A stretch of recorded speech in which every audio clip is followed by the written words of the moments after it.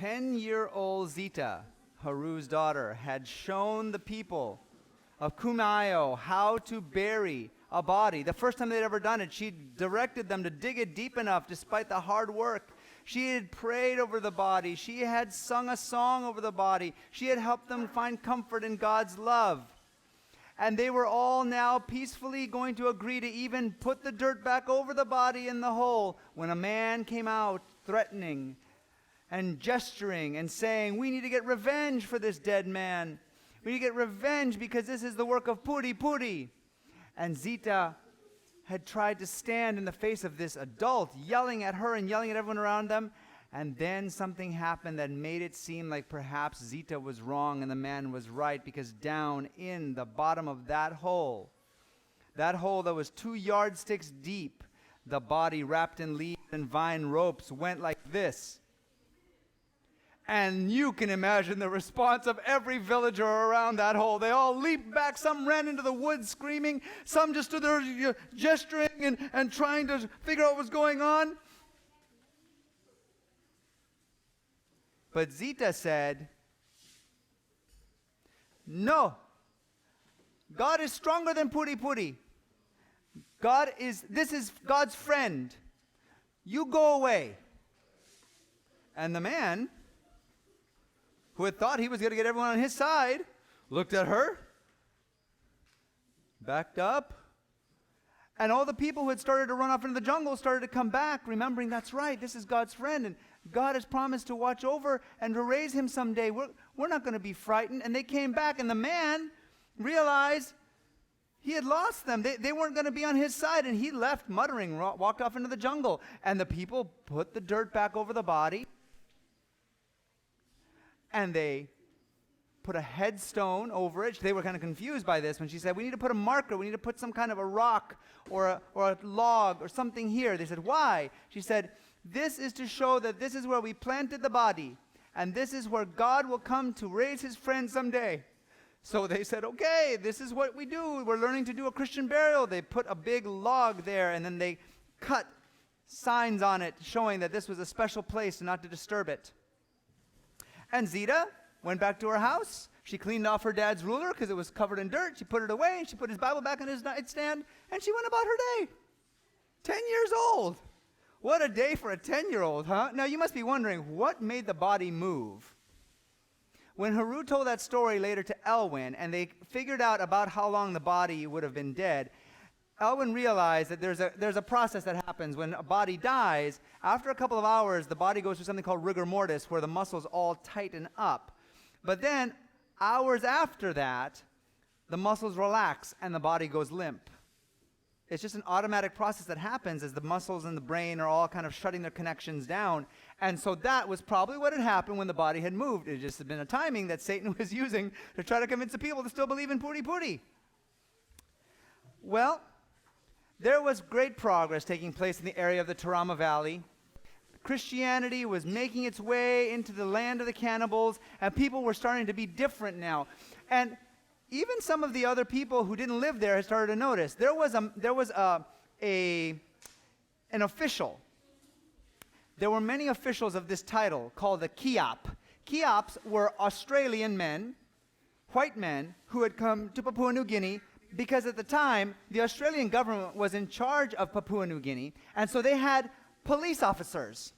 Now, you picture a police officer, and nowadays a modern police officer, I mean, they've got it pretty good. You know, they've got their weapons, they've got their armor, they've got their car, they've got all the equipment that they need. But these police officers, they were basically brought to Papua New Guinea and told, all right, start marching that way. And anybody you find out there in the jungle, tell them they need to obey the laws of people they've never met in Australia. The villagers didn't really take kindly to that. So after a few Kiaps had been killed and eaten, then the Australian government said, okay, we need to protect them. Let's make sure they've got weapons, they've got a gun. They make sure that we'll hire trusted natives to go with them and be their bodyguards. And we'll have to have extra natives to guard their supplies as they go out on patrol. And it was like having basically an army of natives supporting one white Kiap, one white police officer, making their way through the jungle. And it was a very scary thing for them to do.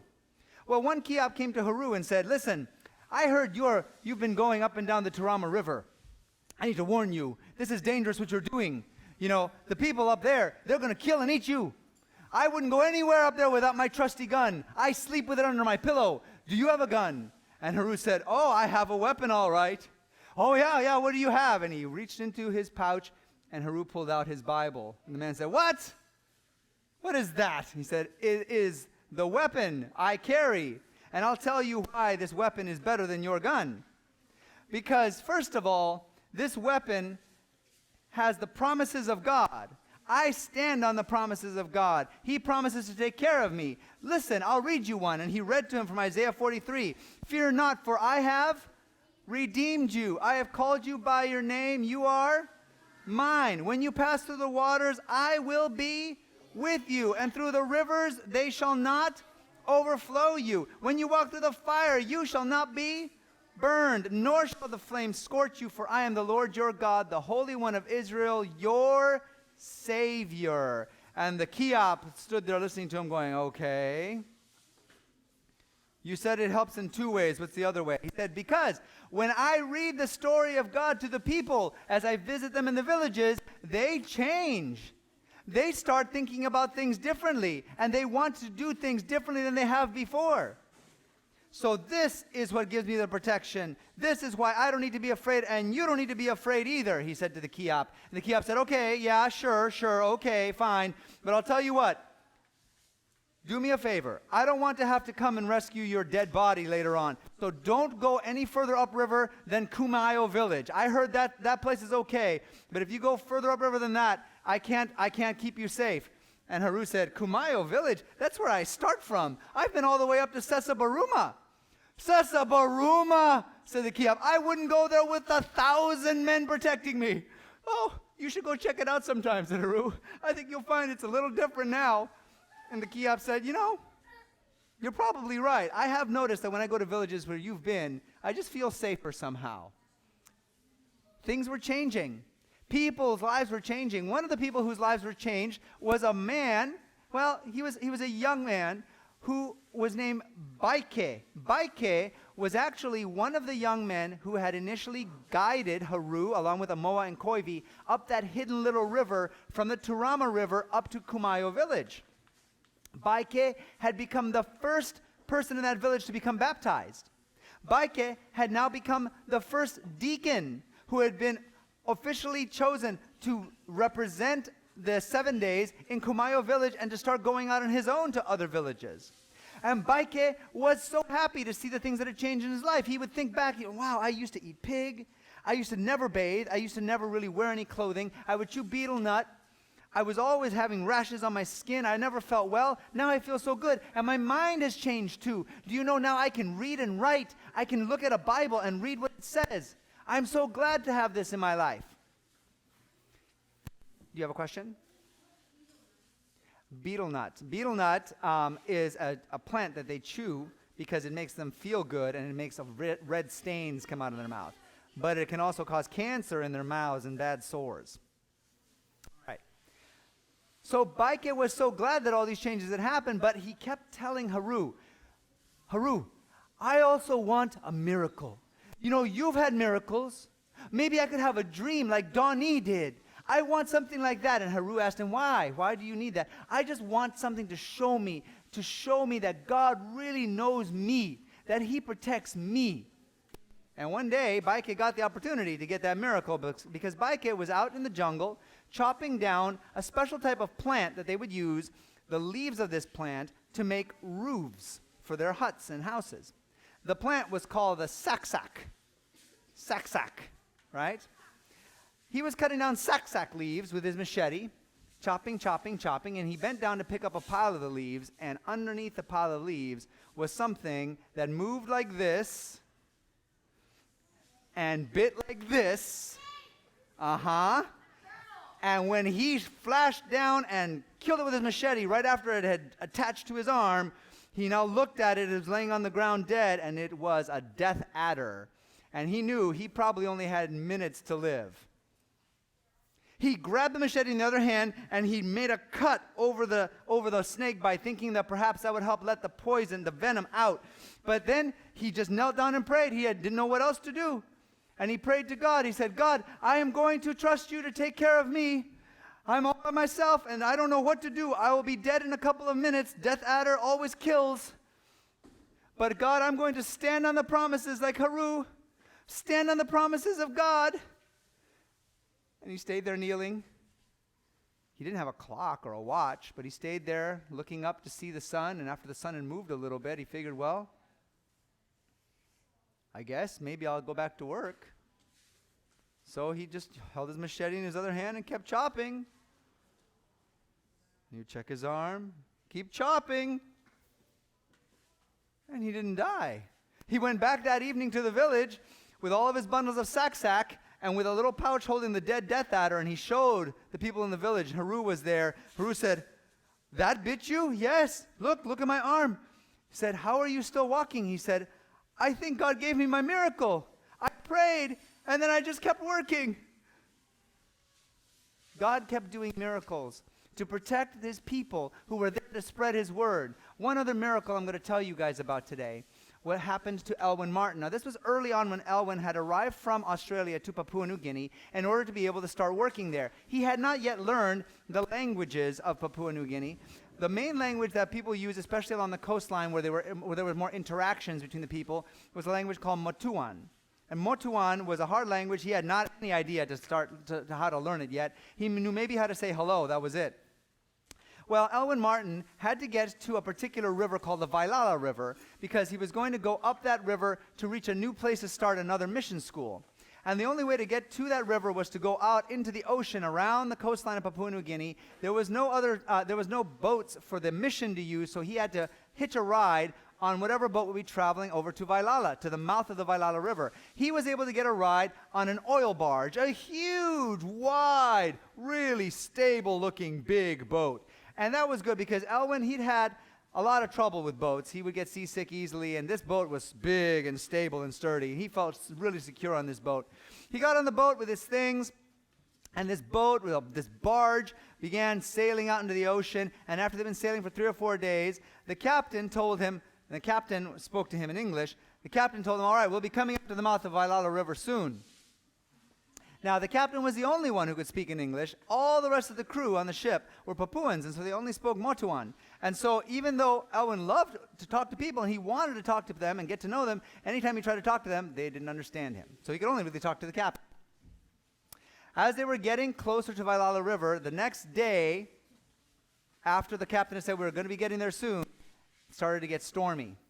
And the clouds started to come in. And this is an island, a big island, Papua New Guinea, out in the South Pacific, and the storms can get huge there, and waves started rocking up and down. But this barge was so big and so long that it barely would really move. As these waves would go underneath it, it was so long that it would almost just crest on top of 2 waves at the same time. So it didn't do a lot of rocking. And Elwyn thought, yeah, I picked a good boat to go on. This boat is going to be great. Well, it was a good boat when you're out in a deep ocean with just big swells going underneath you. But the problem was, it wasn't a great boat if you needed to then enter a river like the Vailala River, or at least come into the mouth of it. Now, these rivers were still big. You could fit this barge in the river, but the problem wasn't how wide the river was, it was how shallow the river got. Most rivers pull a lot of sand down as the water flows downstream, and they deposit the sand at the mouth of the river. Well, the Vailala River would have so many tidal bores. Remember the tidal bores that would push the water pressure in and then suck it back out into the ocean? They had so many strong tidal bores that a lot of sand had been pulled out of the Vailala River and built these big ridges under the water, these sandbars that stretch all the way out to 3 or 4 miles into the ocean. There was a lot of sand built up there. Now, if there wasn't any big storm going on, a barge could still make it in there just fine, because even though it was fairly shallow, like say 12 or 14 feet, the barge could still float on top of that and get into the Vailala River. But if there were waves going on because of a storm, then when the waves would get shallow in between each wave, the barge might be too low and would crash into the sandbar at the bottom. So, as they approached now with this big storm going on, the captain explained to Elwyn, I'm not sure we're going to be able to get in there because the waves are going and we are going to crash. And the only way you can make it through this channel is to make it into the river, is to find the right channel, areas that are a little deeper to get in between the sandbars. And that's hard to do even when the water's still. How are we going to do this when the water is in big waves back and forth? Well, they spent 2 days at anchor out past the sandbars, waiting, and the storm just kept pushing, big waves, and the captain said, we're going to have to try to get in there sooner or later. I mean, I can't delay this longer. We've been out here at sea way longer than we should be. And so Elwyn said, all right, well, you let me know when you're going to do it. I'll be praying. And Elwyn was just praying, come on, get me in there. I need to get up the Vailala River. There's important things. There's people waiting for me to continue this trip. I need to get in there, Lord. The captain announced, tonight at 2 o'clock in the morning, that's going to be the best chance for the water to be high enough. There'll be a high tide. We're going to go for it. Elwyn said, are you sure? It's going to be dark. He said, yeah, but at this point, we might as well go in with our eyes closed. It's so stormy, and the waves are so big, we'll never find the channel. We're just going to go slowly, a bit at a time, and see what we can find. Elwyn didn't think that sounded like a good idea, but he was not the captain.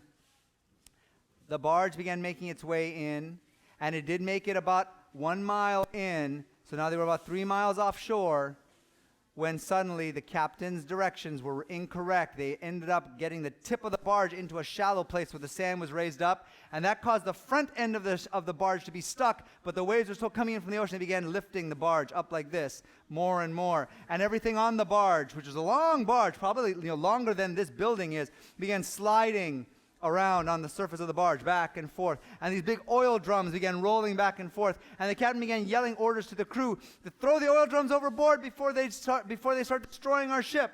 The oil drums went overboard, but the ship kept going up higher and higher and higher. Now the engines were being lifted out of the water, so now he didn't have any control over it at all. And the captain said, abandon ship. And Elwyn said, abandon? What do you mean abandon? You mean we have to get in the water? The captain said, jump for it and get on one of those oil drums floating out there. What shape is an oil drum? Yeah, it's not a nice, big, cushy, inflatable life raft, is it? Elwyn said, don't we have any life rafts? The captain said, jump. Elwyn jumped, falling down into the water 3 miles offshore. Now, Elwyn could swim, but even a strong swimmer would have had trouble because those waves were coming in and they were cresting on the sandbars, and they would curl over, and anything caught in that wave would get smacked into the sand at the bottom, tumbled around, and then brought up and smacked again. And Elwyn was tumbling and tumbling and tumbling, and there was sand in his nose and his eyes, and he was having trouble getting any breath at all. And he felt that he was going to die. At one point he broke surface, and he saw far away the lights of the shore, 3 miles away. And then he saw in the dim light of the dawn, as the sun was starting to come up now, he saw floating around him various oil drums, but all of them were far away as well. The closest one was about 300 yards away. That's 3 football fields away. And Elwyn knew he couldn't make it.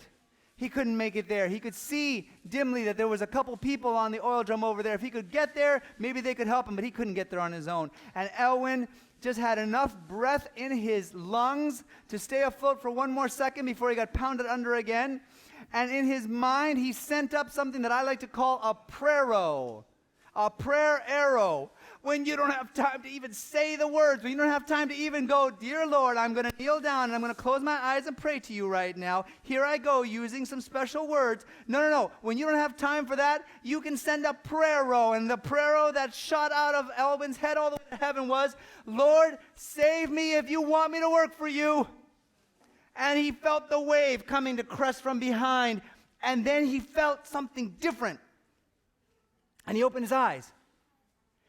And 2 things that he never would have expected hit his senses. 2 things. He saw something he never would have expected.